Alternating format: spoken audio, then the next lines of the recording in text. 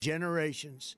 And Senator Lindsey Graham hailing the operation as a defining achievement. Iran in the future will no longer be the largest state sponsor of terrorism. They cannot rain terror on the region. They cannot commit mass murder. That's the goal of this operation. Again, the mothership of terrorism is sinking. The captain is dead. Well done, President Trump. It's been the policy of this country for decades to eliminate this regime. President Trump did it. Meanwhile, Steve, the Iranian people are taking to the streets to celebrate these strikes. There were hundreds in New York City today celebrating, and there were some here outside of the White House and in Georgetown. And the celebrations aren't limited to the United States. There have been celebrations worldwide, as President Trump said just in his State of the Union address less than a week ago that over 32,000 anti-regime protesters have been killed under the Ayatollah's regime. So a lot of them are celebrating his death. Back to you. And Mari, from what I understand, the president is about to make his way back to the White House any moment from Mar-a-Lago. If you could stand by for us, we'll be checking back in with you throughout the evening. Thank you, Mari. In the meantime, joining us now live, no question. We welcome foreign policy analyst Bart Marcois, career diplomat and Energy Department official, as well as retired Navy SEAL Mike Saraille, and Chief Talent Officer as well at Overwatch Mission Critical. Great to have you both with us tonight. President Trump this evening saying that the U.S. has a duty to prevent a nuclear-armed Iran because of our strong military. Here's a look. There's never been a military like we possess. And frankly, there's nobody even close, but we are now using that military for good. We want to have it for good purpose. We're undertaking this massive operation not merely to ensure security for our own time and place, but for our children and their children, just as our ancestors have done for us many, many years ago. This is the duty and the burden of a free people. These actions are right and they are necessary to ensure that Americans will never have to face a radical, bloodthirsty terrorist regime armed with nuclear weapons and lots of threats. So, Bart, we'll start with you. The president framing this as a generational opportunity and security mission. Why was the threat posed by Iran so significant that this needed to be done? Well, good evening, Steve. Good evening, Mike. The president makes a very important point, and he's leaving the most important part out. The U.S. government had intelligence that Iran was planning a series of mass casualty events, mass casualty strikes against U.S. forces and U.S. bases in the region. That's why it was called a preemptive strike. They were about to strike us at our military bases and probably embassies and consulates as well. And we went in and took them out before they could take us. They also were busily rebuilding their nuclear capabilities, and they never stopped building their missile launch and missile development capabilities. And all these things were meant solely to threaten the United States and Western interests around the world. And he's right.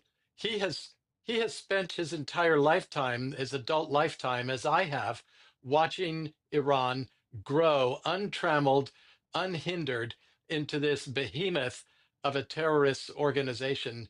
And somebody had to stop them, and now was exactly the right time. Mike, sadly, we have lost 3 American soldiers in this operation already. We don't yet know how or what branch of the military they were involved in, whether it was special operations or if they were at perhaps one of the bases that was being bombed in some of the Gulf states where we have some troops stationed. President Trump commending them tonight. Talk to us about what goes into a military operation like this. Well, Steve, thanks for having me this evening, and thank you for bringing that up.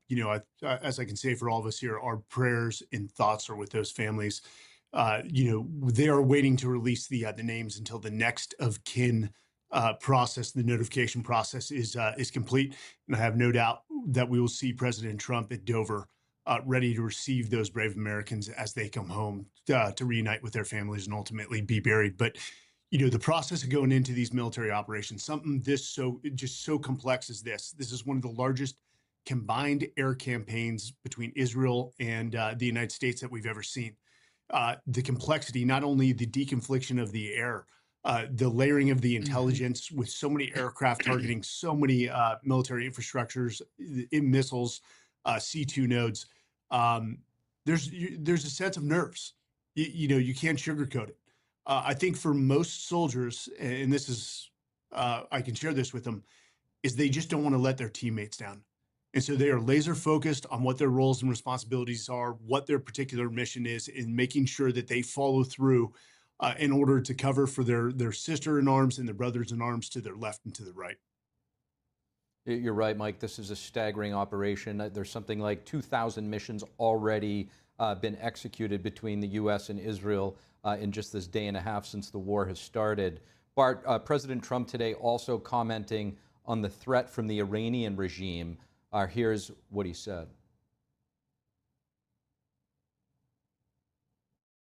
There's never been a military like we possess.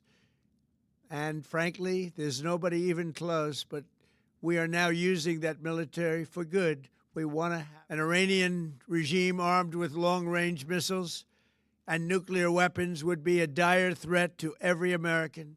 We cannot allow a nation that raises terrorist armies to possess such weapons that would allow them to extort the world to their evil will. Not going to let it happen.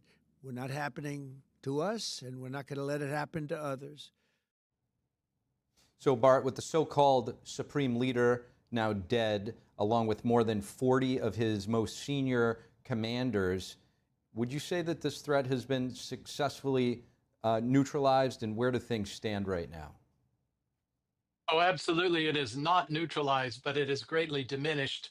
The Iranian regime, they were very clever in how they built it. There are layers upon layers upon layers of clerical figures that compose the councils that approve people who can be in the government, that approve or disapprove policies and candidates and so on and so forth. And then again, there are also layers upon layers of military units from the Islamic Republican Guard Corps, the IRGC, the Al-Quds Force of the IRGC, the Basij for internal control, the regular police, the regular army, the Navy, and so forth. And there are also the extraterritorial actors, the sleeper agents, sleeper cells here in the United States and throughout Western Europe and throughout the world, and the, what do you call them, the proxy terrorist groups like Hezbollah and the Houthis and Hamas. And here's the thing, though. When you cut off the head of the snake, the body can still wriggle around, and this is a many-headed snake with a lot of teeth. But those lower level people, they're seeing reports of Iranian generals fleeing Iran with millions and tens of millions of dollars in cash. They're looking around and seeing that some of the senior commanders are not there, and they know they weren't killed, and they're hearing that they're leaving. The sleeper cells, if you are an Iranian sleeper agent and your orders are that when something happens to Iran, you're supposed to be activated and you're supposed to conduct an attack. If you're looking at that strike and you see that these 40 people are gone and that Trump and Netanyahu are talking about carrying this on for weeks, maybe months, are you really going to say, you know what, I think I'll carry out my orders because I know the Ayatollah is there. He's going to look out for me. When you know that there is nobody back at home protecting you, maybe you're going to do like so many of the so-called illegals did, the Russian agents that were planted here for so long. They decided they liked it in America. They liked it better, and they just kind of disappeared. And I don't think all of them will, but a certain percentage of the Iranian sleeper agents are going to look back and see what happened to Tehran, and they're going to say, maybe I'll wait a day or two to sabotage that fuel pipeline or to carry out that cyber attack. Mike, as a former Navy SEAL, retired Navy SEAL with combat experience, talk to us about when you see a mission like this with the name Operation Epic Fury, and just with that opening strike, taking out the supreme leader, dozens of his commanders. What do you think is actually left in the tank, and what are some of the biggest vulnerabilities? And talk to us about the term that we hear tossed around in the military, a battle damage assessment, what that means and what you might expect from that. Well, yes.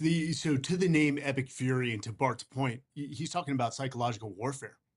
I mean, we used to use the term shock and awe. If you remember the second Gulf War, or at least the launch in 2003, this has an impact on the Iranian regime leaders, on the military leaders. I mean, if you imagine you watch 48 of your senior leaders get wiped out, and then all of a sudden they say you're up next, that puts doubt in your mind, that puts hesitation in your mind. And from a military perspective, that is strategic gold. Is that they begin to doubt their cause, they begin to doubt their government and their military's capability of defending against an onslaught like this. What's critical is that Israel and the U.S. do not stop the tempo, the cadence of strikes as it's going on. It may take days, it may take 3 weeks, it may take 3 months. But ultimately, the objective here, and President Trump was clear, is to, one, stop their nuclear enrichment capability or strike capability, full stop, without question. And so that has to continue because there's a lot of mobile launch sites, but we also need to hit their production and their supply chains that aid the building of their strike capability. So we can severely degrade the Iranian military through weeks or if not months of strikes. And ultimately, we've talked about regime change. Regime change is not the primary goal. That is a desired end state. But what is acceptable is that the government and that regime is so degraded that they are no longer a threat to their neighboring nations. They no longer have a strike capability that can reach Europe or Israel, and that would be acceptable. But to a BDA, a battle damage assessment, when you saw the strike on the supreme leader, usually the first report coming out is what we say in the military is inaccurate. This one didn't turn out to be, but you have to allow the intelligence mechanisms to collect the necessary information, whether that's human intelligence, that's imagery intelligence, that's OSINT, that is SIGINT, to verify that we have in fact hit the target and whether we destroyed it or degraded its capability. And that's why these BDAs, which sometimes take time, are so critical to understanding the status and the progress of the war. So Bart, when we talk about psychological warfare, as Mike pointed out, Operation Shock and Awe back in the early 2000s with Iraq, things have changed tremendously since that time, particularly when it comes to social media. We know that Iran had proxies, but some might argue that Iran was actually the biggest proxy for our greatest adversary, China. And we know that propaganda, disinformation are major tools of war. What should we be mindful of when we come across information on X and different social media platforms that could be coming from hostile actors right now, like China or Russia or even still Iran? Boy, I'm glad you asked me that question, Steve. One of the things you saw immediately, you saw protesters out in the streets of New York City 10 minutes before President Trump stood up and announced the strikes. 10 minutes before he announced them. And what was that? I woke up at 2 a.m. and saw it. So it was 1 o'clock, 1:15, 1:20 in the morning. 10 minutes before that, there were protesters on the streets of New York City with pre-printed signs saying U.S. out of Iran. And we have a mechanism set up because we have been watching this funding mechanism from Neville, what's his name? Neville Roy Singham, the American billionaire who lives in China, lives in Shanghai, and is completely a tool of the Chinese Communist Party. The money was coming from him. $20 million is what I've read. I haven't confirmed that yet, but I've read that it was $20 million to American NGOs to foment protests here in the United States And now they're city after city after city. They have been, fortunately, they've been overwhelmed by the tens of thousands of Iranian Americans, Iranian exiles, who've been flooding the streets organically, celebrating the death of Khamenei and of these strikes. But China has been working so hard for decades to undermine the American spirit, to undermine the moral fiber of America. And we need to be looking out for that. Parents should be looking very closely at their children's TikTok accounts to see what kinds of messages, what kinds of phony TikTok challenges the CCP is putting out to get young people to do. They should be looking at we Americans should be looking at every demonstration, every statement by an elected official in favor of Iran or against the war with a suspicious eye and ask, is there any link to Chinese funding there? Is there any link to funding from the Middle East, from Iranian surrogates? That's a huge factor. It always, since the days of Vietnam, our opponents have tried to fund and promote American leftist groups to protest and demonstrate and make it look like there is not real support for the American policies. Mike, to Bart's point, information warfare is a major part of any war.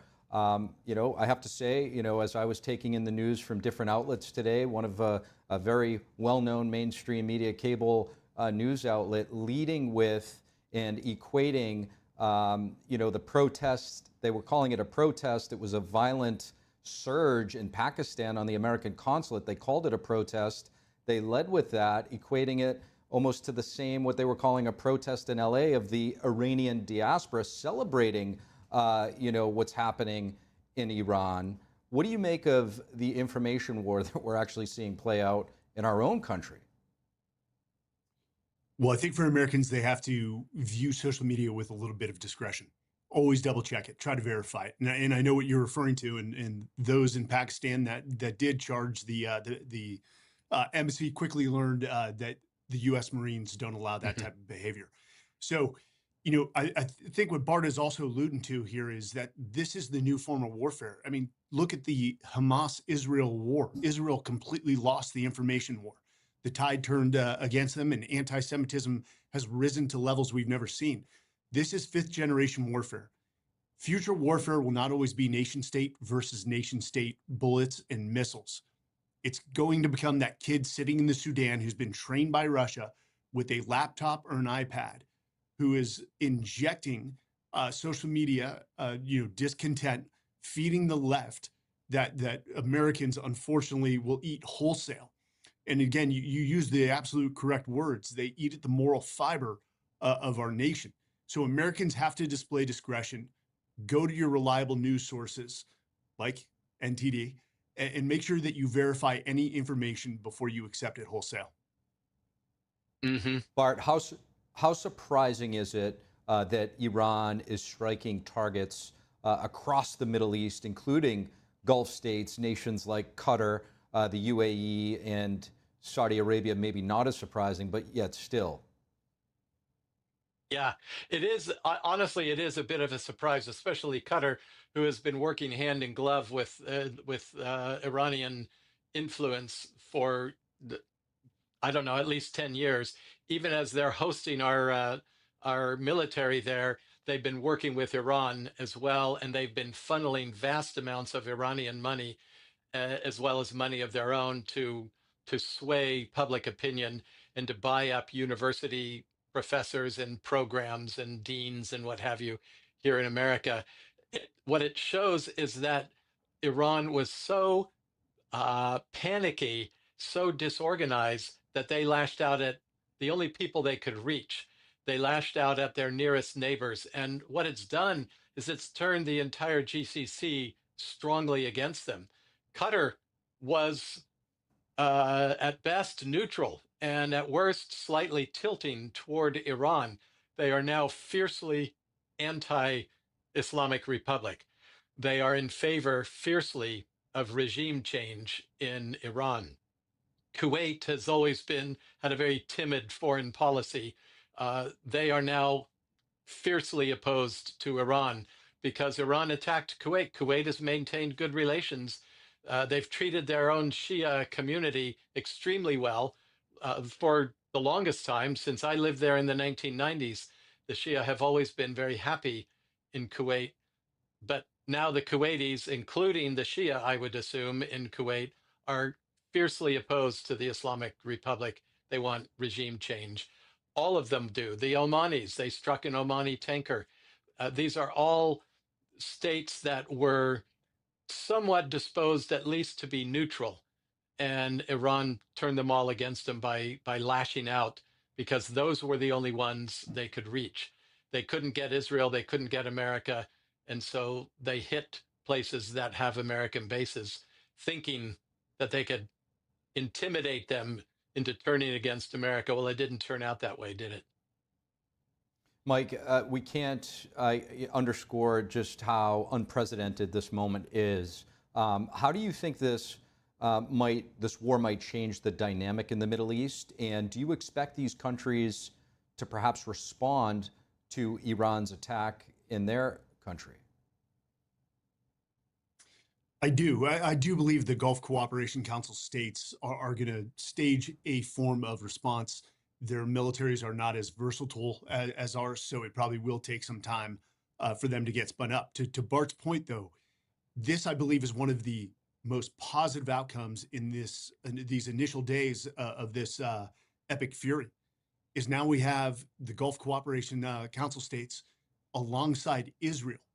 So does that give hope for an Abraham Accords 2.0 that completely changes the diplomatic and economic ties between Arab states and Israel for a future and more stable Middle East? And I think that is the question we have to ask ourselves right now, because it's trending yes. So if we can continue with this war and what I believe the future looks like, I mentioned it earlier in the segment, we have to maintain the very lethal cadence and tempo against Iranian targets. However, and our military is very good at this because of our intelligence mechanism, is also show target discipline or target discrimination on what is military or what are regime infrastructure targets and what are civilian targets that could prohibit or inhibit a transition to a free and democratic state backed by the Iranian people. We don't want to limit their ability to take over the control of the government and their nation, and inhibit their ability to turn on the economic engine as quickly as possible. So that target discrimination, which so far we've been doing a wonderful job, has to remain in the back of the heads of all our soldiers, our generals, and the military as a whole. Bart Marcois, Mike Saraille, really fascinating insights. I believe we're going to have you both back on the program in just a little while. Greatly appreciate it.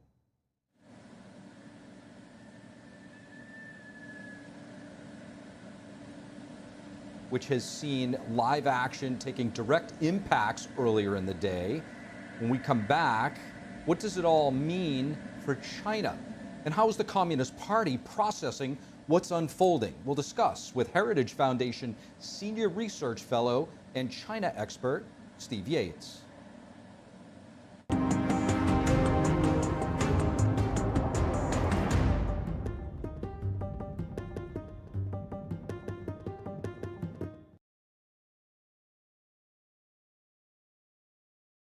It's finally here, our second annual mega sale. This sale only comes around once a year, so take advantage of the best offers ever while you can. For example, save 50% on our Giza Dream bed sheets, as low as $29.98.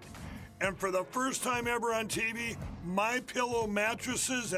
It's finally here, our second annual mega sale. This sale only comes around once a year, so take advantage of the best offers ever while you can. For example, save 50% on our Giza Dream bed sheets, as low as $29.98. And for the first time ever on TV, MyPillow mattresses and MyPillow mattress toppers, as low as $99.98.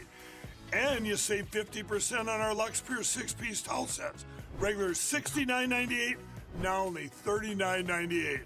And our best-selling standard My Pillows, regular $49.98, on sale for $17.98. Wait on it, mega sale only $14.98. So go to mypillow.com or call the number on your screen. Use this promo code to take advantage of our second annual mega sale. But wait, there's more. To make the mega sale even more special, when you order right now, your order's going to ship absolutely free. Hi, my name is Brady. When I was born, my parents thought everything was okay. My mom and dad were so excited to take me home. I still get goosebumps telling this story. Several days in, his skin started to become very cold and clammy. We noticed that he had become blue around his mouth, and something was just very off. We packed up as fast as we could. Brady stopped breathing twice on the way to the pediatrician. And that was one of the #1 things that just haunts me to this day. I was born with a congenital heart defect called aortic coarctation. If my parents waited just one more hour to drive me to the hospital, I would not be here today. But thanks to research funded by the American Heart Association, I had heart surgery that saved my life. But not every kid is as lucky as me, which is why we need your help. Just call the number on the screen or go to helpheart.org. For only $19 a month, just 63 cents a day, you can help. Get people trained in CPR. Get more hospitals certified in high-quality cardiovascular care. And help fund the next medical breakthroughs to help save kids like me. When you donate to the American Heart Association, you're helping save lives like my son. And now my son is happy and healthy, thanks to the support of people like you. When you call with your $19 a month, you'll get this really cool t-shirt as a thank you. Many children die from congenital heart defects. I can't wait to grow up to become a heart surgeon and fix babies' hearts, but until then, I'll keep helping the American Heart Association. So please join me. Just call the number on your screen or go to helpheart.org to become a monthly donor and help save lives.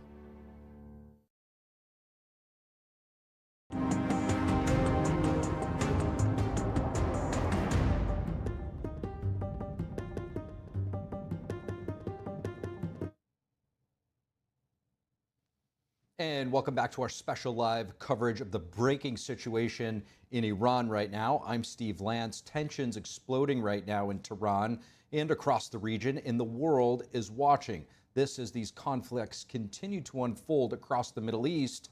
But what does this all mean for China's growing influence and ambitions in the region? Joining us now is Steve Yates, Senior China Research Fellow at the Heritage Foundation. Steve, great to have you with us. We saw what happened in Venezuela, how efficiently the former dictator Nicolas Maduro was removed. Now this.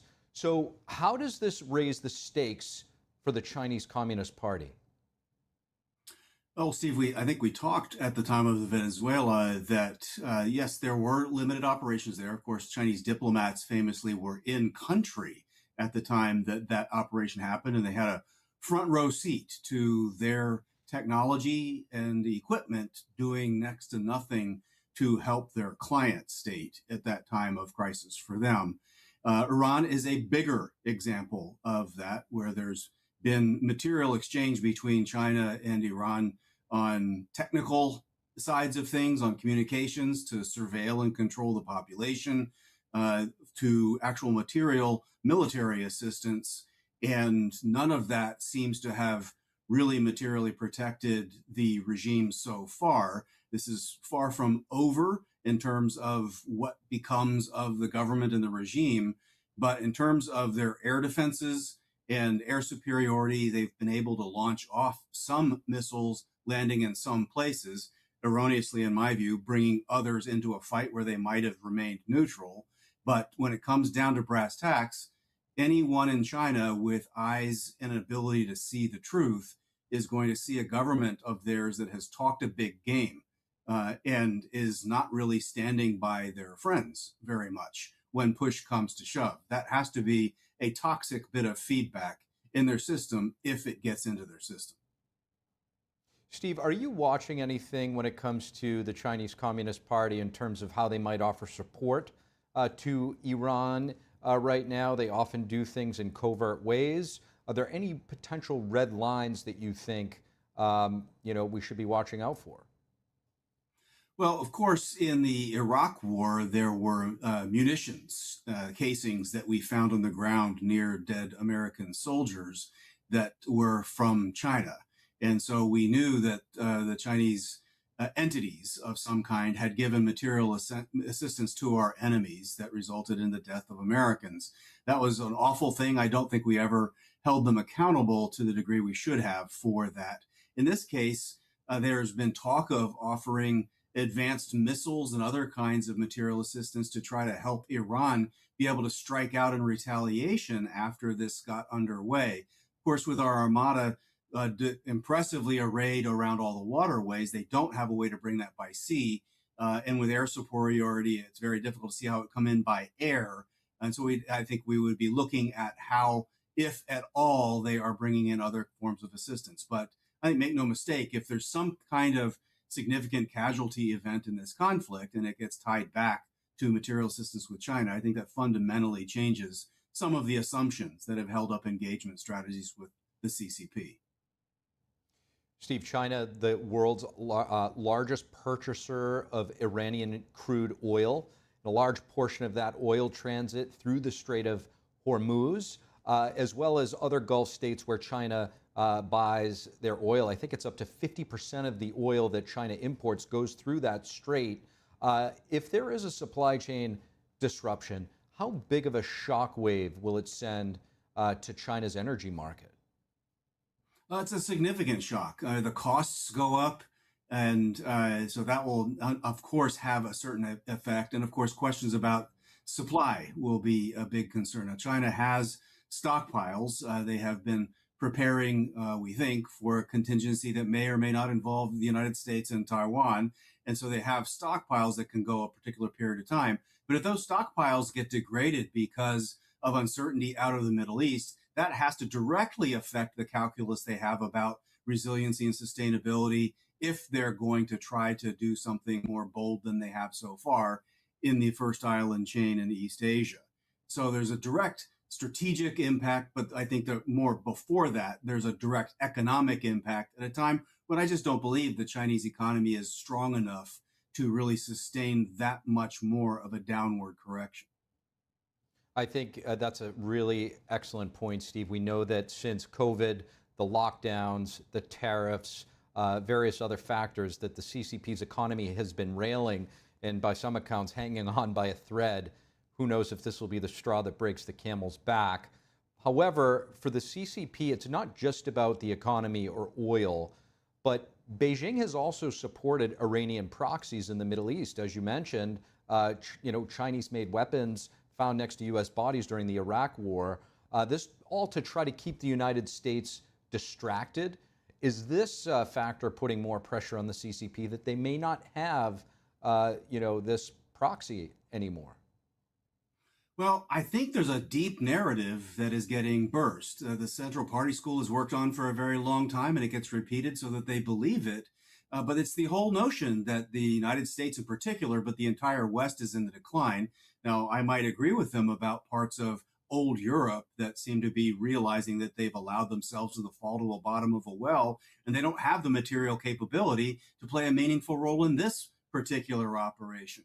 But in terms of the United States, it's demonstrating that it remains a superpower, remains an exceptional military power, and also is the only power that had been out pushing real negotiations to try to find an off-ramp for these crises in various places. But ultimately, what it does is it minimizes areas where crises could be inflamed to draw the United States away and degrade our ability to focus and supply if we had to respond to something China does in East Asia. That's been a long-term strategy. Now, if the Middle East is fundamentally changed with a maximized Abraham Accords, a different direction in Iran, if this changes Russia's calculus and it realizes, maybe we should sue for peace, and the European theater calms a bit and the Western Hemisphere has settled, that's a fundamentally different world where that narrative of the CCP just doesn't fly, I think, even with sensible people in the People's Republic. Steve, nobody understands the dynamic in the Indo-Pacific, particularly when it comes to Taiwan, better than you do. How do you think Operation Epic Fury is going to impact a potential invasion, or at least the relations with Taiwan and the Chinese Communist Party? Well, there's a couple of different things at play here that I would like to get into the calculus in Beijing, especially among the leadership. Number one, Chinese capability is very untested, and to the degree it's been tested in some of these conflicts, whether it's the support for Russia and how it goes through to the Ukraine conflict, or Venezuela, and now here, they should not have very much confidence about the durability, quality control, and effectiveness of their material. Second, in each of these conflicts, we're exposing that regimes were using the resources of those countries and those people to enrich the leaders and take these aggressive actions, but the people were being left behind.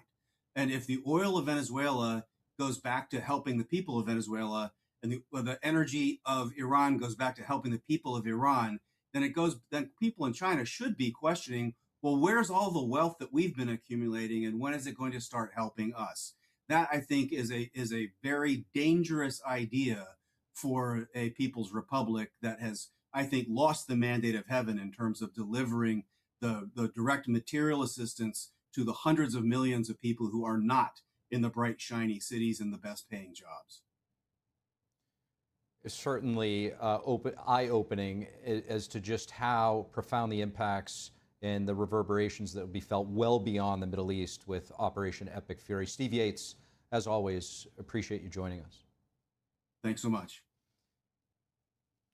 And now we bring it back in studio to our panel, our remote panel. We have Blaise Misztal, Vice President for the Policy at the Jewish Institute for National Security of America, and Taylor Hathorn, visiting fellow at the Center for American Safety and Security at the Independent Women's Forum. Great to have you both with us. Taylor, the strikes on Iran's nuclear sites, back in June, and the leadership now we're seeing that has been taken out have clearly taken its toll on Tehran. From the China perspective, which you've been focusing on as well, how does this land as a direct strategic blow to the Chinese Communist Party? Well, we've had a lot of conversations the last couple of weeks about the proxies that Iran has, right? Like, you've got Hezbollah, you have Hamas, you have their relationships in Latin America, you have the Houthis, you have the Shiite militias in Iraq. The way that I like to look at the China situation here is that Iran and Russia and Venezuela and Cuba are akin to those same type of proxies that Iran has around the rest of the world. And so what do I mean by that?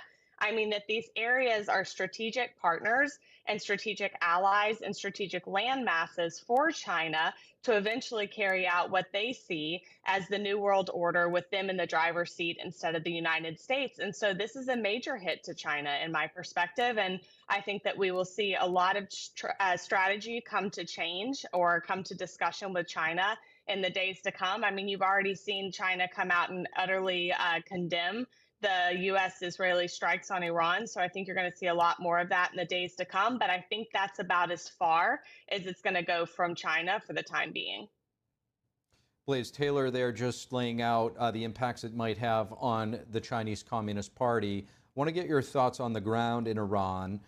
Where might the Iranian nuclear program actually stand at this point now after the strikes, 10 months ago, whatever it was, at Natanz and Fordo? And how close or how far away do you think the current Iranian regime is from collapse? Those are all excellent questions. Look, I think the nuclear program, we know, was destroyed, not entirely, but sustained very heavy damage during Israel's Operation Rising Lion and then the U.S. Operation Midnight Hammer in June of last year. Not just the enrichment facilities that the United States targeted with its own strikes, but also the remainder of the whole enrichment chain that Iran needed, from the reprocessing of uranium to the production of enriched uranium metal to the production of more centrifuges. All of those facilities were hit. And the interesting thing that we've seen is that in the 9 or 10 months since, Iran has not made a lot of progress in reconstituting those abilities. What it has focused on instead is building up its ballistic missile arsenal, and it's been doing that with Chinese assistance. It's received shipments of Chinese materials for solid fuel for its ballistic missile, potentially other technologies, and contracted with China to buy advanced air defense systems. So in many ways, the war that we have today was actually in some part contributed to by China in helping rearm and rebuild Iran after the last operation. And it's really those capabilities, in addition to the nuclear program, that have been the concern and have been the threat, not just to Israel, not just to the Persian Gulf states, as we've seen, but to Europe, the United States, and beyond. And so that has been a major target, I think, taking off those biggest threats, including the missile program. I think as these strikes progress, as those missile launches by Iran go down, I think we're also going to see the United States and Israel go back and make sure that whatever remains of the nuclear program is also removed. But your second question of where does the regime stand right now, I think is the million-dollar question. It's very clear that President Trump and Prime Minister Netanyahu have told the Iranian people that this is their moment. They're helping create the conditions for them to come back on the streets as they were in January and take their destiny in their own hands. I think while these strikes are still going on, it's maybe too dangerous for that to happen, even though we've started to see some of that. But as we start degrading the Iranian repressive regime, the IRGC, the Basij, all those instruments of Iranian power, I think that's what we should be watching most closely in coming days. Will the Iranian people come to the streets? Will they stand up against the regime? And will this regime that lacks any leadership right now still have the wherewithal and the will to pull the trigger and shoot those people down like they did in January?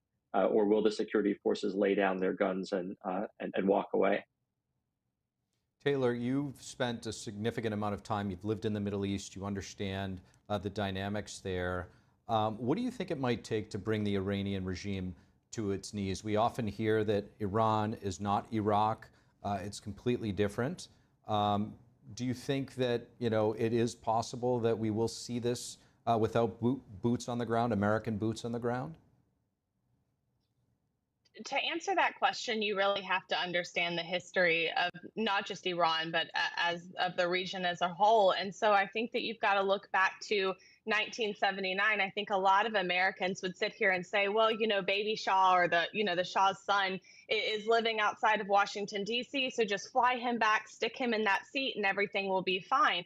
That's not the case. That dynasty was overthrown for a reason, because the people were unhappy with the situation there, and they thought this Islamic regime and Islamic Republic was going to provide them more feedback, more involvement in their society. And over the last 47 years, you've not seen that happen. You've actually seen economic ruin come to the Iranian people. You have obviously seen major bouts of oppression by the Iranian regime and both Ayatollahs that have been in that seat. And so what it's really going to take to take down this regime and have this change happen overall is a couple of different things. Number one, you've got to cut off the knees of the funding and the money. If Iran cannot pay their proxies, and if Iran cannot pay the tyrants that work in the IRGC and some of these different forces throughout Iran, then you will see this cripple, because the difference where we are now than where we are in 1979 or even 89 when Khamenei came into power is really that right now the dynamic is about 20% of people in these seats, in these leadership seats, are really ideologically driven, and about 80% are driven by money. I would say, 40 years ago, those two numbers were flipped. You would have had 80% ideologically driven, and that's really not the case now. So I think that if you can really target their oil exports, you can target where the money is coming from, then the Iranian people, because it's not good for them, not just about the oppression that they're facing, but the financial ruin that the Iranian people are experiencing experiencing is off the charts. I think I read a number somewhere that was like $2 trillion in investment and loss has been lost for the Iranian people over the last 40 years. And so if you can hit the money and you can figure out how to that to happen and how to curtail that, then you'll see a big change happen. And Blaise, when it comes to Iran's political structure, obviously the supreme leader is the main person. There is a president there, more of a figurehead, an ambassador, if you will, for the nation. We saw former President Mahmoud Ahmadinejad. People might be familiar with him during his controversial visits to the United Nations in New York, also dead from the strikes, along with the supreme leader. We did see the current president. He still made it. He didn't look too good if you really look at him closely. What do you make of his standing? And talk to us about some of the major transition scenarios that you anticipate coming out of Iran at this point. Yeah, so the current president has not really wielded significant power in the Iranian structure since he became president after the last one. Tragically died in a helicopter accident. And we saw that in the various rounds of attempted negotiations with the United States, where it wasn't really him calling the shots. And it's not him calling the shots now either. We've seen a sort of a hardliner, the head of the National Security Council, Ali Larijani, step in and sort of take over, declaring that he and two others are now heading sort of this transitionary moment for Iran, as they're going to be looking for a new supreme leader and replacing many of the 40 or so commanders and leaders who were killed in the opening days of the campaign. And I think that sort of sets up the various possibilities that we can see now. Maybe more moderate elements within the regime try to take power, like the current president. Maybe more ideological regimes, elements like we were just hearing about, try to take power. Or maybe it is now something like the IRGC and the military that replaces the theological structures and makes just a military dictatorship. I think there's going to be a lot of jockeying between those different elements within the regime to see if they can sort of seize this moment and hold on to power and lead Iran into the future. Obviously, at the same time, there's going to be large portions of Iranian society that want to see change. And the question is going to be whether they're able to stand up to the regime, whether they're going to be able to unite behind some form of an opposition and have a plan going forward as to how to replace the republic. So a lot of possibilities. There's even others to consider where you have different ethnic minorities, the Kurds in the west of Iran, the Baluch in southeastern Iran, who've made claims of wanting to have some measure of autonomy, who are actually actively fighting the IRGC and elements of Iranian security forces. So you could have a splintering of Iran as a possibility as well. So there's a large number of options on the table. But I think whatever the outcome, it's hard to imagine something that ends up being worse than what we've had with the Islamic Republic, particularly over the last 2 decades, as it's assembled its fearsome arsenal of a nuclear weapons program, of ballistic missiles and proxies throughout the Middle East and around the world. Taylor, we're seeing Iranian missiles already flying toward Gulf states and targets, its neighbors in the region. What is your assessment of this, and what is your reaction to the way the Gulf states are processing this right now, and what direction do you see this going in? So I grew up in Kuwait and Abu Dhabi. My mom grew up in Saudi Arabia, spent a lot of time in Bahrain. And truthfully, it's shocking to see the GCC nations affected in this way. I mean, it was so safe for me growing up in Abu Dhabi that my parents would often let me stay out by myself until 3 o'clock in the morning with my friends, because it's truly one of the safest, societies that you can live in because of how strict they are about their rules, regulations, and laws. I was never at risk. And so I think for the people on the ground who live in this safety bubble of the Gulf states, you know, where you drop a piece of trash on the ground and someone comes right behind you and picks it up immediately. It has been very, very shocking for the people on the ground. I think that this is the first taste that the UAE has had in their about 50-year history of, oh my gosh, we're about to be a major player on the world stage. And that is not something that they had yet experienced before. A lot of their military forces are trained by Australia, the United Kingdom. The United States is heavily involved. Obviously, we have bases there and U.S. military personnel there. And so it has been incredibly shocking for them to be thrust into this. You've seen Saudi Arabia come out, which previously they said that they would not allow their airspace to be used in any kind of attacks. You've seen them come out and strongly condemn it. When you also see rumor that the actual Crown Prince of Saudi Arabia was going behind the back of Iran, talking to the president this week, saying that, you know, he was actually really wanted a regime change in Iran and wanted to see this occur. I mean, you've seen the Crown Prince make statements in the United Arab Emirates, Bahrain, Jordan, Qatar. They've all come out and stated that they're not okay with being attacked. But do I think that you're going to see military action from those nations? I would be very shocked. I think they're going to allow the United States and Israel to do their bidding. It is not like them to get involved and fight primarily really other Muslims, but it's really not like them to get involved and fight in many other global wars. And so I think that you're going to see a very measured approach from them. And I think that you have seen that in the statements that they've made. That does not mean they're not happy, you know, not happy. They're upset about it. The UAE will do just about anything to protect their tourism industry. And so they are very upset, the targets that are being struck. And so I think that you're going to see them come out and use words like strongly condemn. But I don't think that you're going to see much by means of them for military action. But I do think that you're going to see some, if this continues over the next couple of weeks, I think you're going to continue to see their involvement in allowing the United States particularly, maybe not so much Israel, but the United States in particular, to use their land masses and their waterways as necessary. Blaise, if you could quickly just weigh in on this. To Taylor's point, UAE, Dubai, the largest international airport at least in the region, maybe in the world. Lots of tourism, lots of commerce coming in and out. What happens if there's sustained pressure? The airspace there shut down right now, impacting all of the flights, delays, and cancellations. How big is this?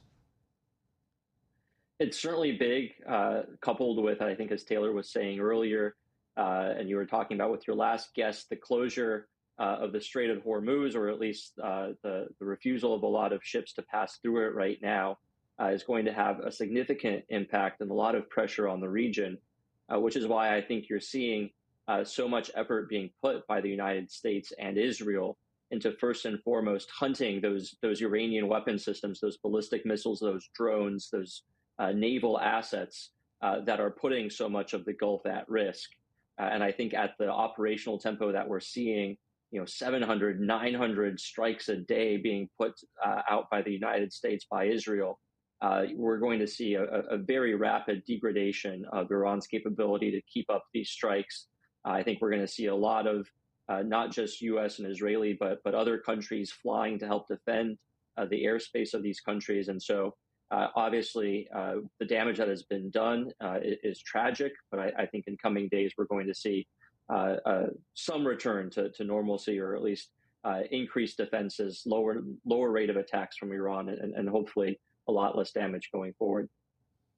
Stakes are certainly high in the region. We'll be keeping an eye on all of it. Blaise Misztal, Taylor Hathorn, great to have you both with us. And you're looking at a live shot of the White House with President Trump just returning to Washington, D.C. from Mar-a-Lago in Palm Beach. He's been monitoring the joint U.S.-Israeli strikes on Iran from Mar-a-Lago. The president not speaking to reporters on his way back. He did earlier release a Truth Social post and video right before getting on Air Force One, which we've been showing you throughout the programming. After the break, we'll get the latest updates from NTD's Mariotsu, who's standing by live at the White House. And then we'll come back with Bart Marcois, Mike Saraille, along with former California Assemblyman and retired Army Intel officer Chuck DeVore. They'll dive even deeper into the implications of what's been unfolding in the Middle East.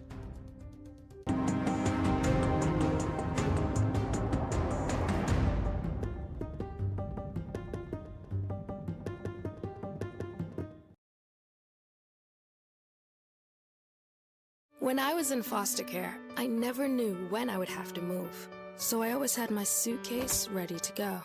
Then one day, I was adopted. My new parents opened their hearts and home to me.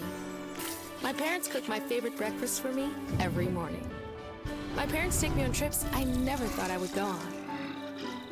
They gave me a home and an even better reason to use that suitcase. My parents aren't perfect, but they're perfect for me. Mathis Home is the place to find the best values and the most options for your next home furnishings project. Take a look at this modular sectional from Ashley. We stock it in a variety of cover options. And it has built-in Bluetooth speakers and storage. The best part, it's configurable to fit your space. Looks like this costs double from other retailers, but at Mathis Home, you get all this for just $19.99. Come see all the ways we can save you money at your furniture superstore, Mathis Home. Hi, I'm Susan Lucci. You may know me from my many years on television. I never thought about heart disease until I had my own heart event. I felt this slight pressure in my chest, just slight. I thought, oh, it's nothing, it'll go away. I didn't get it. I did not get it. A few days later, while shopping at a boutique, that pressure returned, much stronger. It felt like an elephant pressing on my chest. I had a 90% blockage in my main artery and a 75% blockage in the adjacent artery.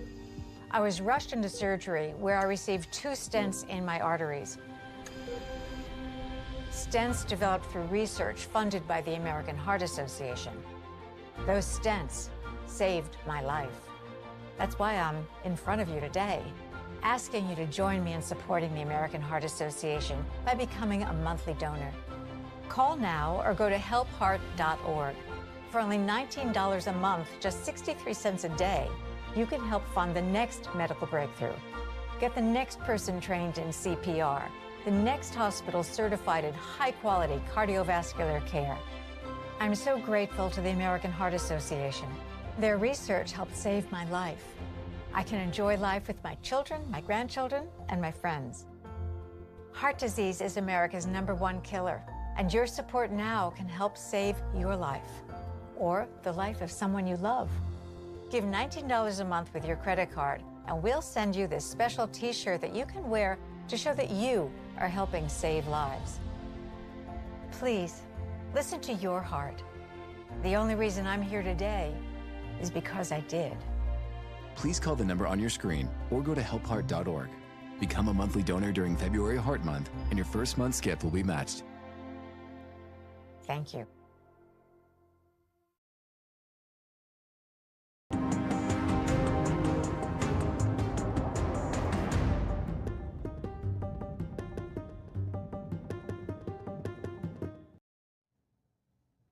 And welcome back. You're watching NTD's special live coverage of the ongoing conflict in Iran. I'm Steve Lance, and a historic first on some of the combat vehicles being used in Operation Epic Fury. The United States Central Command announcing the first-time use in United States military history of one-way attack drones.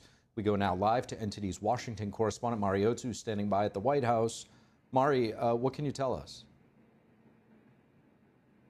Hey, Steve. Yeah, it is historic, and President Trump is not shy about touting what he calls the singular strength of the American military. And in his second address to the nation since the beginning of this operation, the president is urging the Iranian military police to lay down their weapons and receive immunity or, quote, face certain death. And meanwhile, Steve, the Central Command is also pushing back against what they're calling false narratives coming out of the Iranian regime. For example, the IRGC is claiming that a U.S. Navy ship was struck by missiles and that there was severe damage at multiple U.S. bases abroad. And they're claiming to have struck the USS Abraham Lincoln with ballistic missiles. However, U.S. Central Command is saying that no Navy ship was struck. The Armada is fully operational, that there was only minimal damage to U.S. bases, and that the missiles launched didn't even come close to the Lincoln. Here's President Trump. This regime will soon learn that no one should challenge the strength and might of the United States Armed Forces, and there is no military on earth even close to its power, strength, or sophistication. Secretary of War Pete Hegseth is touting Operation Epic Fury as the most lethal, most complex, and most precision aerial operation in history. He says, quote, "The Iranian regime had their chance, yet refused to make a deal, and now they are suffering the consequences. For almost 50 years, Iran has targeted and killed Americans, always seeking the world's most powerful weapons to further their radical cause. Last night, unlike any previous president, President Trump began dealing with this cancer. We will not tolerate powerful missiles targeting the American people. Those missiles will be destroyed, along with Iran's missile production. The Iranian Navy will be destroyed, and as President Trump has said his entire life, Iran will never have a nuclear weapon. The United States did not start this conflict, but we will finish it. If you kill or threaten Americans anywhere in the world, as Iran has, then we will hunt you down and we will kill you. Our warriors are the best in the world, and they are fully unleashed to achieve our objectives. May God's providence protect them in this vital mission." And Admiral Brad Cooper, CENTCOM commander, says, quote, "The President ordered bold action, and our brave soldiers, sailors, airmen, Marines, Guardians, and Coast Guardsmen are answering the call." Central Command is also announcing a historic first.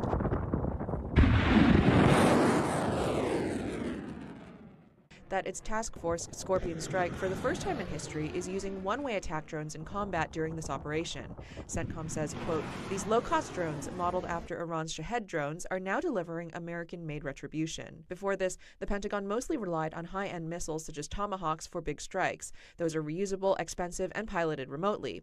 These new ones, though, called Lucas, Low-Cost Unmanned Combat Attack System, are disposable. They fly one way, slam into the target, and explode like flying bombs or kamikaze drones. In short, the U.S. is taking a page from Iran's playbook, taking cheap technology that Iran has exported to cause chaos and using it against the regime."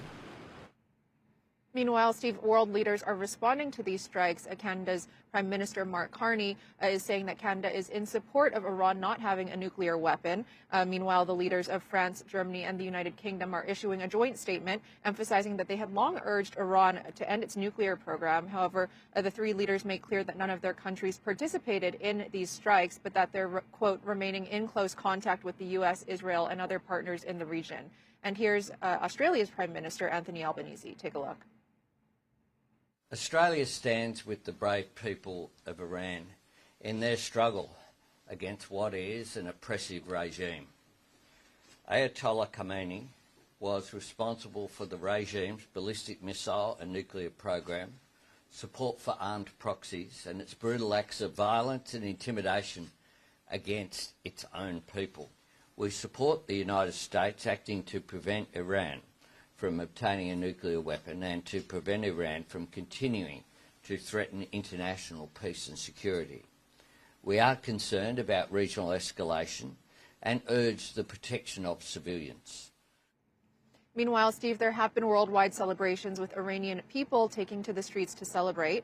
This Iranian attorney in California saying that the only way forward for Iran is a transition where the Iranian people can have a referendum and vote for a democratic system that's free and clear of religious ties. Take a look. People that are on the outside need to understand that we've been the first victims of the Iranian regime's brutality for almost 50 years. So we know the brutality that we have to deal with the government that's in Iran that does not represent the people. We don't want a theocracy anymore. We want the separation of church and state. We want democracy, the end of terrorism, and we want the world to pay attention and be with us. And Steve, the White House is announcing that Secretary of State Marco Rubio, Secretary of War Pete Hegseth, Chairman of the Joint Chief of Staff Dan Kane, and CIA Director John Radcliffe will all be briefing Congress next week on Operation Epic Fury. Back to you. And today's Mariotsu live at the White House. Great reporting. Thank you, Mari. And joining us now to discuss is foreign policy analyst Bart Marcois, coming back again, career diplomat and Energy Department official, as well as retired Navy SEAL Mike Saraille and retired Army Intel Officer Chuck DeVore joining us. Thanks so much to all of you. Let's jump right in with a clip of President Trump today speaking to the Iranian people.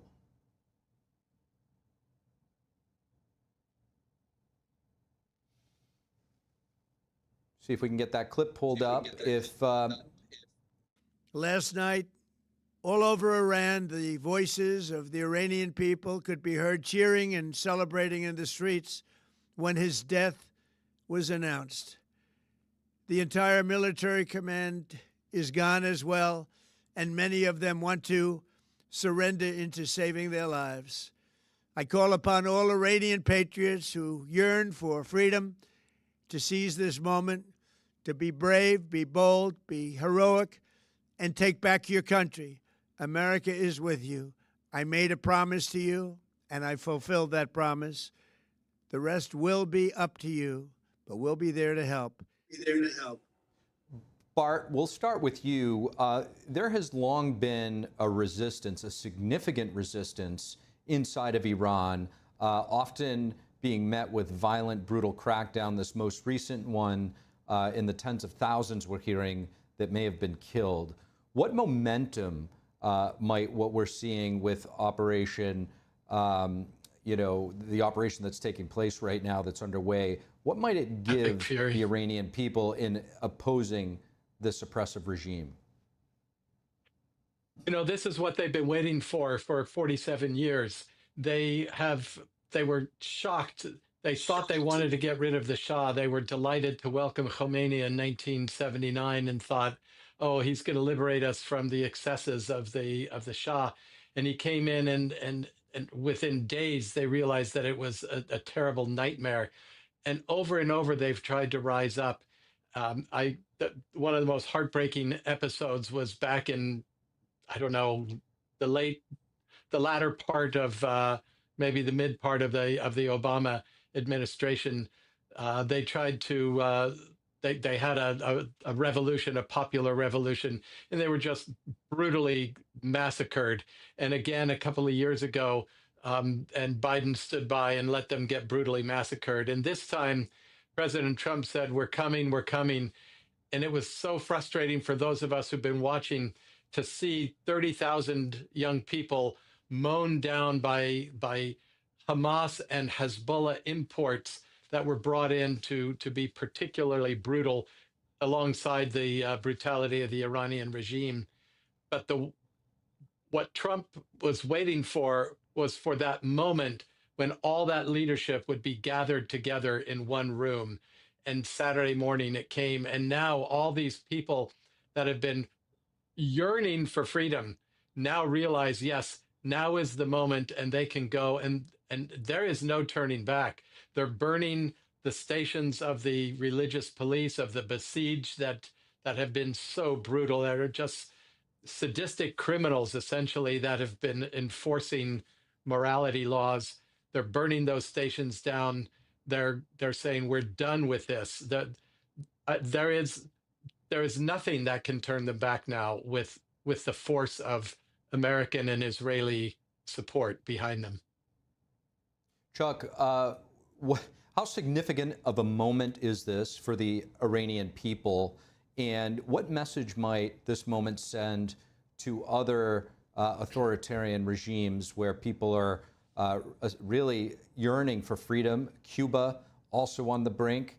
China's watching this closely as well. Well, it certainly is hugely significant for the Iranian people. When I was in the state assembly in Southern California, there was a very large constituency of Iranian expats that I got to know very well. Plus, very close to where I lived, a great Persian restaurant. And so when you're living with people who are from the class of 1979 and they tell you about their relatives, about the life they left behind, and now you see what's happening in Iran, I think it's quite remarkable. And I think that your comparison to Cuba is very apt because what we see in Iran is a people who care to return to something that they've had in the past. People need to understand that Iran is unique. It's not at all like Afghanistan, certainly not like Iraq. Iran has been an empire. It's been a civilized nation for a long time with a high degree of literacy, arts, and sciences. And so these individuals who are sensing their opportunity, I think, are going to seize it, as the previous guest said. And yes, I think there is some applicability, although we have to be careful not to have any sort of a blanket comparison to places like Cuba or to even China, where, of course, the engines of repression are far more significant and pervasive in China than they certainly are in Iran. Mike, I want you to weigh in here as well. I also want to get your thoughts. I know we spoke earlier about the 3 service members that we've lost in this operation. The nation has lost. Talk to us about the weight of this on, their fellow, brothers in arms. Yeah, the loss of a brother or sisters in arms, it never quite leaves you. I think in the moment, you are tasked with a mission, a just and noble mission. And in those moments, you try to compartmentalize as best as you can and focus on mission success. And that speaks to the caliber of the professionalism of our military. You'll have a lot of time for years down the road to think about your brothers and sisters in arms who you didn't bring home. And that will sit with you. So again, to the families, there's no solace other than to say that our prayers and thoughts are with you. They'll search for reasons why, they'll search for justification, and each family has to go through a unique sort of grieving process. So the best our nation can do is to put their hand, metaphorically on their back and say, we are with you, we're thinking of you, and your loved ones died as heroes defending our great democracy and even trying to spread democracy to a people who have yearned for it for close to 50 years. But I do want to touch on the populace. 90%, the last data I saw, 90% of Iranians do not support this theocratic, fanatical regime. The economy is in free fall. Inflation is on the rise. And I believe at 50%, the currency was in absolute free fall. So the recent protests were really due to economic conditions. Now, I think Bart said it best, those people were massacred. And they're probably still grieving and recovering or reconstituting from that. Trump's decision in his initial address at 2 a.m. on Saturday morning, he pleaded for the people to stay put, to remain indoors. And again, it shows that target discrimination, that we are hitting military and regime targets. But the Basijs, you can guarantee that the Basijs, not only their C2 or communication nodes, their operation centers are high on the target list, because that is going to be the hard part for normal civilians, the Persian Iranian people who are unarmed, to rise against an armed regime. So we have to degrade not only the military, but the Basijs in order to enable the people to take over the government. And so that's a key factor. And I would sure the administration is going to continue to tell the people to hold tight, wait for the U.S. and Israel to continue degrading Iranian security mechanisms until the time is right. Chuck, I want to circle back to you. 20% of the world's oil runs through the Strait of Hormuz that we're hearing so much about. With that passage now under threat, how will this impact prices in the United States? And you hail from the great state of Texas, huge energy state. The president there, the day before this war got underway, touting American energy dominance. How important is it right now for American energy independence? Well, there's a few points that you've laid out. First of all, there is some breaking news that some 1,000 ships in the vicinity of the Straits of Hormuz are experiencing some electronic warfare. Their navigation systems are going awry. There's also reports of ships that have been struck and are burning or have suffered explosions. We don't know yet how that has happened, whether it's been shore-to-ship missiles, whether it's Iranian teams that have gone up and attacked, kind of similar to what you see with the Somali pirates. Probably the shore-to-ship missiles, though. Now, regarding the Strait of Hormuz being shut down, the Kingdom of Saudi Arabia, along with other OPEC nations, is meeting to significantly increase output. Of course, a significant amount of that output is stranded behind the Straits of Hormuz. And then, of course, swinging to America, in the Permian Basin, in Texas, and in other oil regions in America, there's plenty of excess capacity right now, since the price of oil has only recently gone above $60 a barrel. So a lot of wells have been, kind of slowed down in the pumping because, the price just wasn't high enough. Now, the other interesting thing, of course, is with the Venezuelan oil increasingly coming online, that's really interesting for Americans because a lot of the refineries in Texas were designed to specifically handle the heavy sulfurous crude coming out of Venezuela. Texas oil is actually too good for most Texas refineries, and that's why we export a lot of the crude out of Texas for refining elsewhere in the world. Really fascinating stuff. The president in Corpus Christi pointing over his left shoulder at the giant oil tanker that was carrying Venezuelan oil just the other day. Bart, countries in Asia, particularly China, India, Japan, South Korea, heavily dependent on the oil that passes through that Strait of Hormuz. What does this military operation, how does it impact them from an economic standpoint? How long lasting might it be? Well, there's a heavy effect on them, and it will last as long as the strait is closed, as long as those tankers are stranded. They don't have to actually physically close the strait if they can just intimidate the tankers from passing through it. If they're all clustered around there in the Indian Ocean, they're not, picking up oil and delivering it. But let me point out one thing that you didn't mention, and that is that the United States gets hardly any of its oil through the Strait of Hormuz.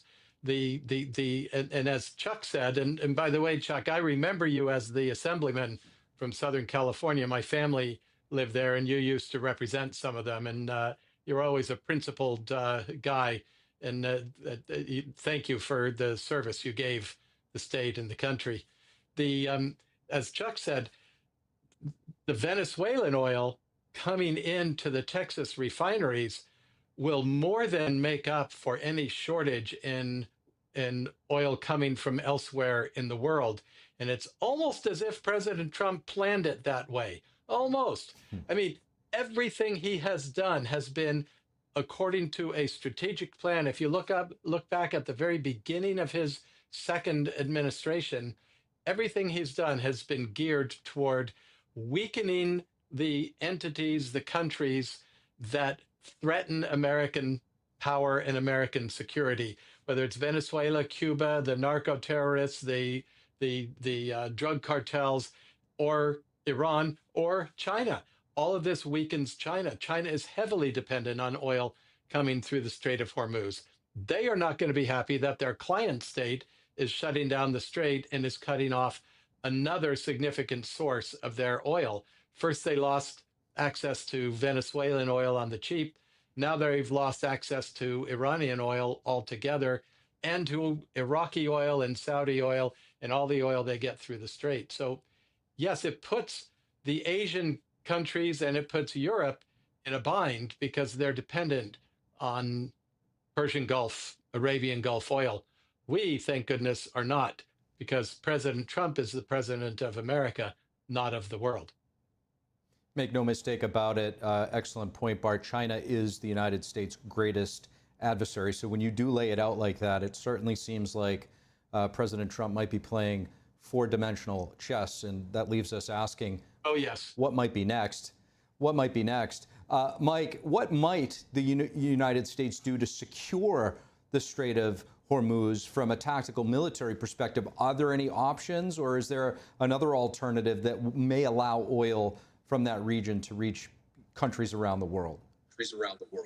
Steve, it's a great question. You could rest assured that that was top of list. That was part of the overall campaign plan to secure the Strait of Hormuz almost immediately.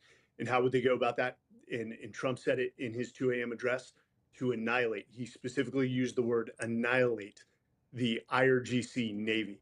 They do, and their Navy is not nearly as technically advanced as ours. They rely on fast attack ships, but they do have a pretty robust minecraft or mine layers. And that is the biggest fear, because that is a difficult problem to deal with that requires specific assets from the U.S. So initial strikes in this campaign probably aimed at mine layers to remove them from the battlefield as quickly as possible. We are also receiving reports that the IRGC Navy headquarters in Bandar Abbas was hit. Another key location is Karg Island, which is also a heavy IRGC Navy command post. It is also oil and gas infrastructure. So the target discretion of hitting Karg Island, they probably kept it very specific to IRGC Navy headquarters. But I've got to make a point, and I'm smiling to what Bart is saying. We've been having these discussions for the last 2 weeks. The sequential order of Venezuela, then Iran, does show, to your point, that Trump is playing four-dimensional chess. They've orchestrated this geopolitical policy just as if it's a symphony. Trump will never get credit from half of America for what he has done in rearranging the chessboard, the global chessboard, isolating Russia, who's losing a strategic partner in Iran, in the Middle East, a supplier to Russia, as well as China. And again, it's been so beautifully orchestrated. You've got to hand it to Trump. The only question I have is, how much political discomfort has he accepted with midterms right around the corner? If this has the potential of stretching into months, that could hit him hard, as well as the Republican Party at the ballot box. Such a great panel.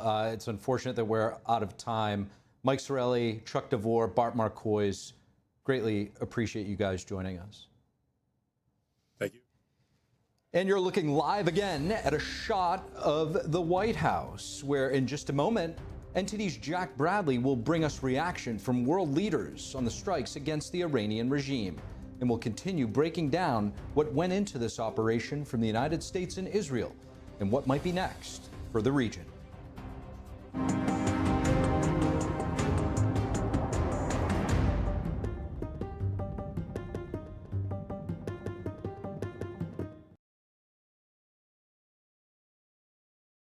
Discover the ancient secret to vitality and longevity with Puretang Black Ginseng. Crafted from premium 6-year-old Korean ginseng, each root is carefully nurtured for over 2,260 days, undergoing a traditional 9-round handcrafted process of steaming and drying to unlock full potency and absorption. Experience pure, natural energy with Puretang Black Ginseng. Order now at puretang.com. They tried to silence us. But 5,000 years cannot be erased. A lost world reborn. Timeless. Divine. Witness the revival. Experience the extraordinary. Live on stage. Returns to David Koch Theater, March 25th through April 12th. Get your tickets now at shenyun.com. I was a young dad of 3 amazing kids. I was finally following my dreams. Just when you feel like life is starting to come together, you get kind of hit in the face. I was born with a congenital heart defect and had open heart surgery as a kid. I was supposed to go to the heart doctor once a year, and I finally went. He listened to my heart, and I'll never forget, he sat back and he said, yeah, it's time for open heart surgery, or you risk your aorta rupturing, and that's it. I was scared out of my mind. The night before my open heart surgery, I made a goodbye video for my kids. Be strong. Take care of your mom. I love you guys. Seeing, all the kids hug him goodbye and hoping that they were going to be able to hug him again. I love you. But I did make it, thanks to the work of the American Heart Association. So that's why I'm asking you to join me. Please call now or go to helpheart.org. For only $19 a month, just 63 cents a day, you can help get the next person trained in CPR, get the next hospital certified in high-quality cardiovascular care, as well as fund the next medical breakthrough like these heart valves that helped save my life. When you give $19 a month with your credit card, we'll send you this special t-shirt to show you're a part of our community of monthly donors. I'm most grateful that I get to have a husband that I get to grow old with, and a husband that gets to be there for his children. I believe without the American Heart Association, I would not be here today. If this can happen to me, it can happen to you. It can happen to anybody. Your donation can literally help save a life. Please call the number on your screen or go to helpheart.org now to become a monthly donor.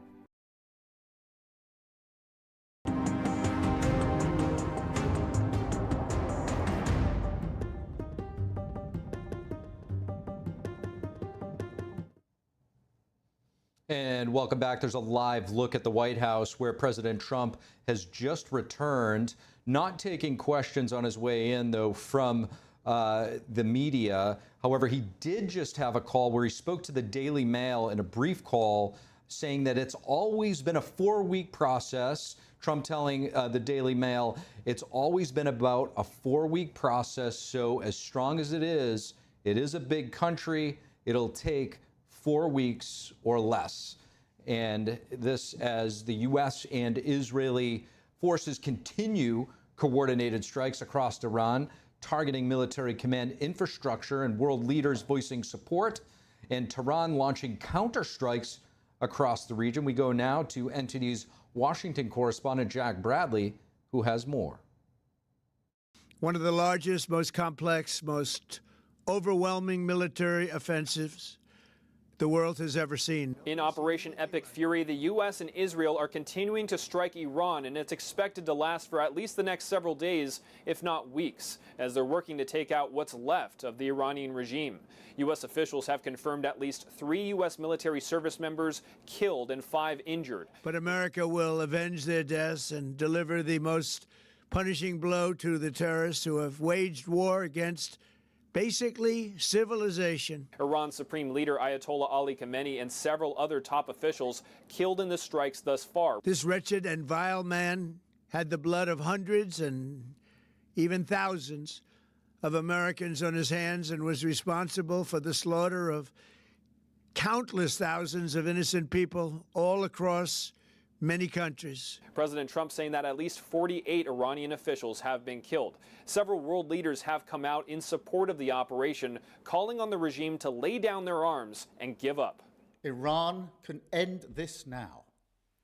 They should refrain from further strikes, give up their weapons programs, and cease the appalling violence and repression against the Iranian people. We support the United States acting to prevent Iran from obtaining a nuclear weapon and to prevent Iran from continuing to threaten international peace and security. Other nations have also suffered from terror. So it is fair to give the Iranian people a chance to get rid of the terrorist regime. It is important that the United States is determined. And whenever there is American determination, global criminals weaken. U.S. Central Command releasing video showing U.S. military assets deployed throughout this operation thus far, but also what they've been striking.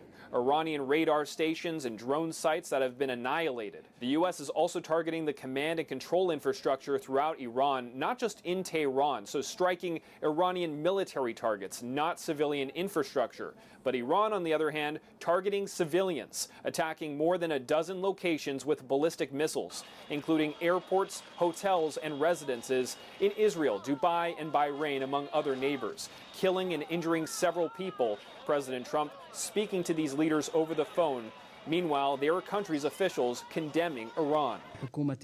We hold that the government of Iran is fully responsible for these attacks. U.S. embassies and consulates throughout the Middle East are telling employees and American citizens to shelter in place.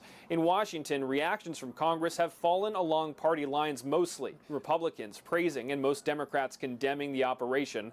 That's even though many Democrats are in support of a regime change in Iran and celebrate the death of the Ayatollah. And there was intelligence to prove that they were intentionally undermining the negotiations that were taking place. Iran massacred 30,000 of their own people right now. This war is not about the Iranian people. It's about this poisonous regime. And that's why I'm proud to stand with our military. I'm proud to stand with Israel, too. I might be a Democrat, but in this specific case, the president is absolutely correct to do these kinds of actions. How many treaties, how much negotiation? I never thought they would work. Iran has only ever responded to these kinds of things. I'm not against regime change in Iran.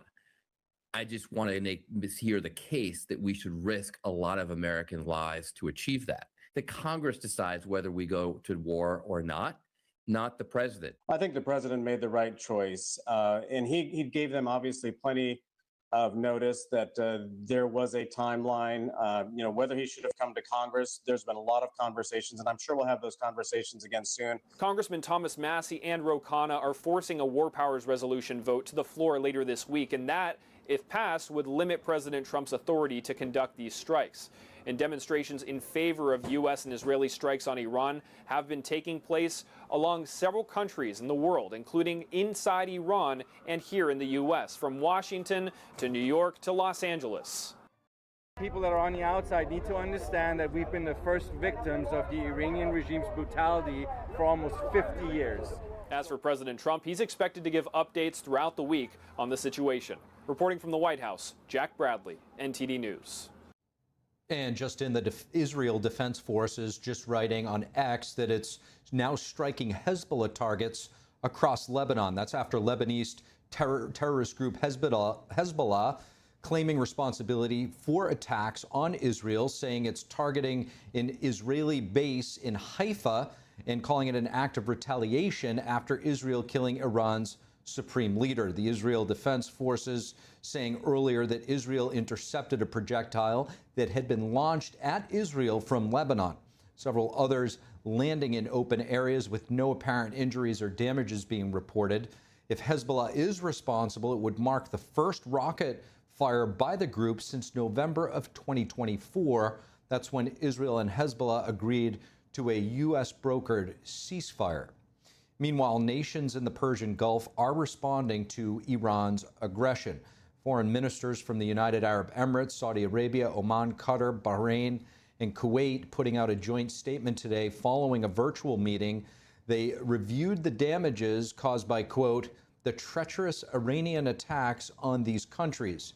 They added that the attacks, quote, targeted civilian facilities, service sites, and residential areas, causing significant material damage, threatening the safety and lives of citizens and residents, and spreading fear among the population.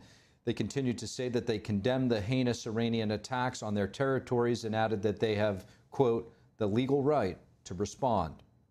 And with Iran's leader Ali Khamenei killed in these strikes against the regime, many Iranians across the world are celebrating, both within Iran and around the world. In New York City, a rally celebrating the leader's fall and looks forward to a new future for Iran. Let's hear what some of those attendees are saying. I'm so grateful for this day and to be here with my fellow Iranian people, my fellow countrymen who suffered 47 years of oppression under the Islamic regime. And I cannot tell you how much grateful we are to finally taste liberation and freedom again after 47 years of tyranny. Thank you, President Trump. We love you. The Iranian people will forever be grateful. Thank you. We're looking forward to a better future, and we are so grateful it's finally happening. No other president did it, but President Trump and Bibi Netanyahu stood up. We are grateful for both of you. The Iranian people will be grateful for generations and centuries to come. Thank you. I want to say thank you, Mr. President Trump. I appreciate. I believe my people. My people is intelligent. My people are hero. My people are brave, and I believe them. They can make Iran great again. We are looking for freedom. We are looking for is the peace for all of the world. Iranian people is very kind. Iranian people is very friendly for all over the world. Thank you so much, President Trump. And thank you so much, President Bibi Netanyahu.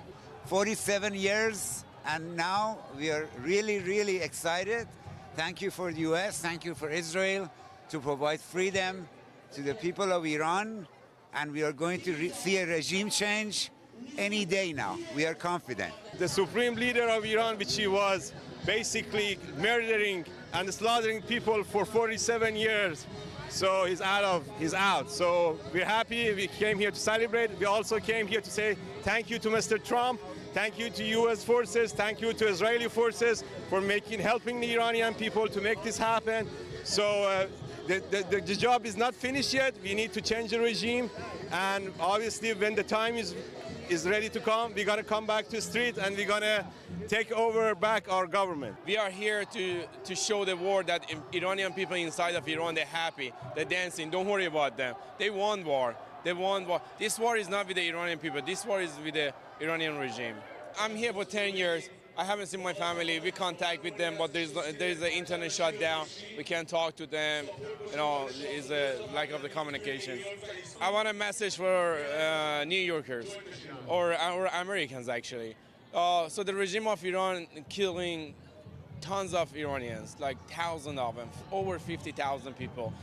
They not only try to the Iranian people, they try to the whole world, especially Americans. Americans should know that whatever the U.S. military do it right now, it has benefit for them. It has benefit for my kids, your future grandchildren. And we welcome back our panel. It was too good. We had to have them back on. Foreign policy analyst Bart Marcois, retired Navy SEAL Mike Saraille, and retired Army Intel officer Chuck DeVore.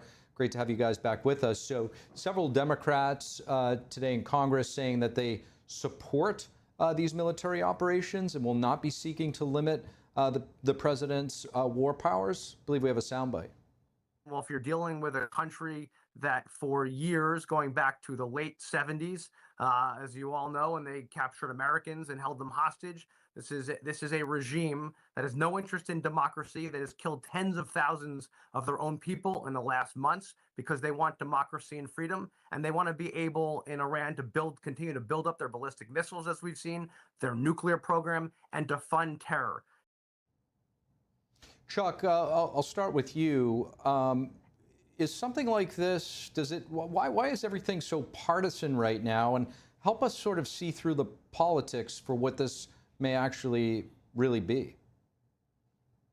Yeah, so the partisan makeup of the nation really became solidified in the years after Watergate. You had a big shift where previous Democrats in the South either shifted over to the Republican Party or eventually just passed from the scene and were replaced by individuals frequently who moved into the South from other states. And so what's happened now is where you used to have, moderate or liberal Republicans up in the Northeast or in the West Coast, and used to have a significant share of conservative Democrats in the South, that just doesn't happen anymore, either on this or virtually any other issue. So you have a much more stark partisan divide. And then you have to add to that the fact that for any lawmaker, the most important election you have to deal with is the primary election, not the general. Most districts around the country, especially at the federal level, aren't particularly competitive when it comes to Republican versus Democrat, but they are competitive if you stray too far from the party line, especially if you're a Democrat these days, with the Democrat Socialists of America and increasingly other left-wing Democrat forces really preventing Democrats from engaging in any sort of bipartisan comity within the Congress. And so, for example, that lawmaker you had from New Jersey, by expressing the sort of sympathy he did toward the Iranian people and agreement with some of the elements of the president's plan, pretty much guarantees himself, unless the filing deadline's already passed, a primary challenge. Mike, I want to get your thoughts. You have some Democrats that, are okay with it, but there's some Republicans that aren't. Is this just power run amok? And how big of an obstacle does President Trump face in Congress? Trump has accepted a lot of political discomfort, as I said on one of the previous segments. Steve, what this comes down to me, and I'm sure Bart and Chuck will agree, is it's just moral clarity. A lot of our leaders in the nation are just feckless and they lack moral clarity. If you looked at the B-roll, one of those signs of the celebrations in New York said this isn't a military action. This is a rescue and a liberation. Yes, we have strategic goals to crush Iran's pursuit of nuclear enrichment and weapons, as well as killing their strike capability. But there has got to be a point to where we as America, and we are a warring nation, I don't care what anyone says, we have brought peace and prosperity to the world through military might. That's just a reality. But you've got to stand for something. and people have to make a decision. It always brings the old John Stuart Mill quote to me. The only thing necessary for the triumph of evil is for good men to stand by and do nothing. So any resistance from the Democratic Party on this, or those select Republicans, it's just political theater to me. To raise concerns over the War Resolution Act or the War Powers Act, it'll be struck down anyways. The president will veto it. It has to come back to Congress. It will require 2/3 vote from the House to overturn his veto. It's just a waste of time. And guys, this is a noble, justified pursuit, not only for the Persian people, but for the stability of the world. And Bart, that leads me to the previous conversation we had about four-dimensional chess. To Mike's point, it's a noble pursuit for the Iranian people, but for the safety of the world, China, the president just had his hands tied. China has infiltrated every aspect of our society. They take advantage of our free and open society. They subvert Hollywood, our media, lobbying on Capitol Hill, you name it. And one of the few tools, we can't do that in China because it's communist and they regulate everything. So we can't send our students there to steal their technology and infiltrate their society, but they do that here. So one of the tools the president had was economic warfare or political warfare using tariffs. His hands have just been tied with those. Is this another tool in the toolbox that the president can use to leverage and weaken the United States' greatest adversary, the Chinese Communist Party? Yes. And in fact, everything he's done since he was elected has been aimed at encircling China and at limiting the Chinese power. The Chinese premier, Xi Jinping, is facing discontent from within the Communist Party, from within his own inner circle. Their economy is in bad shape. And again, as I said earlier, to deprive them of cheap oil that has been smuggled in defiance of world sanctions will give a greater deal a greater blow to the Chinese economy, and will limit China's ability to project power outside the Middle Kingdom. And Mike is right. This is a moral, just action that we're taking, and it benefits the entire world. And you see within, what is it? We're not even 48 hours after the initial strike. You see the European powers, their initial action was to condemn it and to take the side of Iran. But as soon as they see that the Ayatollah is dead and they see that the wind really is shifting, now they all stand up and say, oh, we condemn the Iranian regime and we condemn their actions. In the same way, in the United States, you talked about primary challengers. Chuck talked about primary challengers. There has been a worry, a growing concern that the MAGA base would be split, because a lot of people are saying Trump ran on a platform of ending war and ending foreign entanglements. He did not do that. He ran on a platform of ending forever wars. And the way you prevent a forever war is when you have to take a warlike action, you win it, and you win it decisively and quickly, and you defeat your enemy. You don't leave them with 80% of their power intact or 90% of their power intact. You don't say, okay, you walk away and say, we taught that bully a lesson. No, you stomp them and you end their ability to project evil power. And that's what has changed the minds of the Europeans. And it is also changing the minds of people all around the world when they look at the United States versus China. Suddenly the scales are dropping from their eyes, and they're seeing that this is a long-term strategic plan that President Trump has been carrying out, and it is ultimately aimed at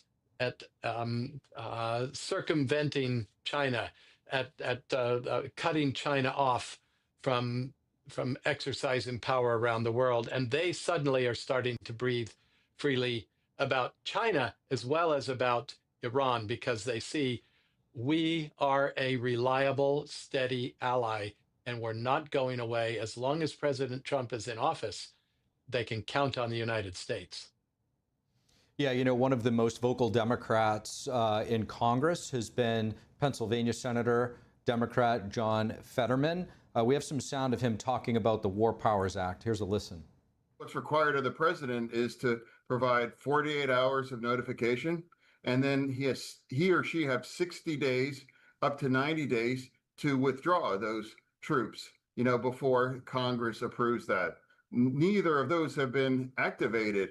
He did provide that to the Gang of Eight, and there are no American troops on the ground now. I'm open to a better opportunity for more peace and prosperity for the Iranian people, for more security that Israel deserves that.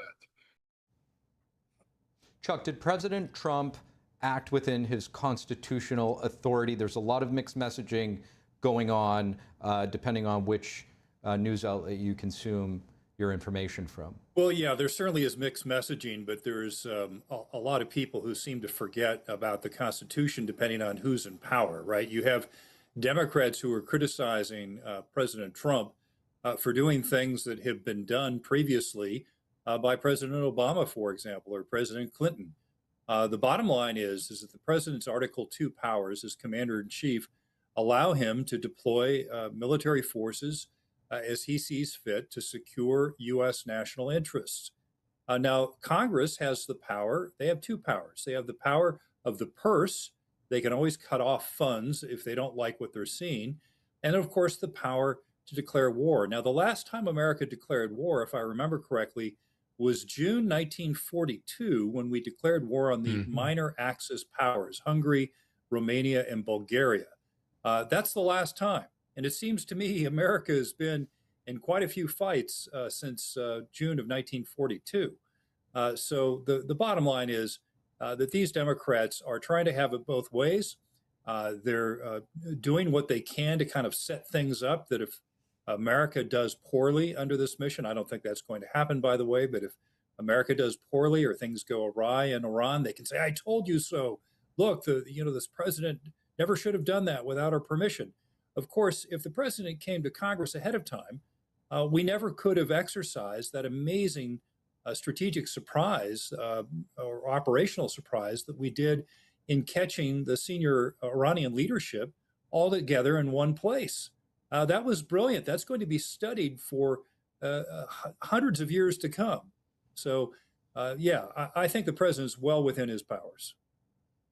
Yeah, I think it's important, Chuck, to remember that the midterms are on the horizon, and in the hyper-partisan environment that we're in, every little thing being politicized, it's really could be subject to a lot of, unnecessary attention, if you will. Mike, with that said, what are the consequences, if any, if Congress chooses not to authorize the president's military operation? Could the U.S. risk not accomplishing our goals in Iran, despite we just heard from the president to the Daily Mail, I think it was, saying, the initial plan was for this to be done in 4 weeks or less? I think the timeline that President Trump has articulated is probably accurate. Does it have the potential to go long beyond that? Yes, it does.